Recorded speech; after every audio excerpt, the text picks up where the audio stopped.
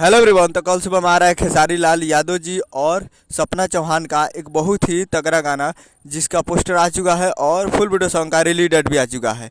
और इस गाने को लिखे हैं अखिलेश कश्यप जी और इसमें म्यूजिक दिए हैं विकास यादव जी। और इस गाने को गाए हैं खेसारी लाल यादव जी और शिल्पी राज जी, जो कि इस गाने को कल सुबह में रिलीज़ किया जा रहा है। और वीडियो में खेसारी लाल यादव जी और सपना चौहान जी, फिर मैं सपना चौहान जी।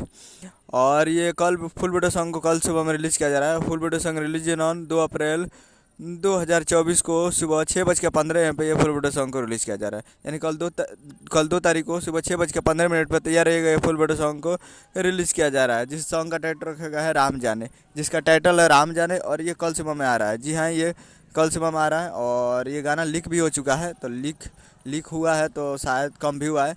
कल देखते हैं क्या क्या क्या असर दिखाता है ये गाना। तो कल सुबह में तैयार रहेगा मनसा एंटरटेनमेंट भोजपुरी यूट्यूब चैनल पे। मनसा एंटरटेनमेंट भोजपुरी यूट्यूब चैनल पे कल सुबह में तैयार रहेगा 6:15 पे। उम्मीद करो वीडियो चला चैनल को सब्सक्राइब बेल आइकन ताकि इसे खेसारी लाल यादव जी का लेटेस्ट लाता वीडियो चला वीडियो को लाइक कीजिए। मिलते हैं अगले वीडियो में।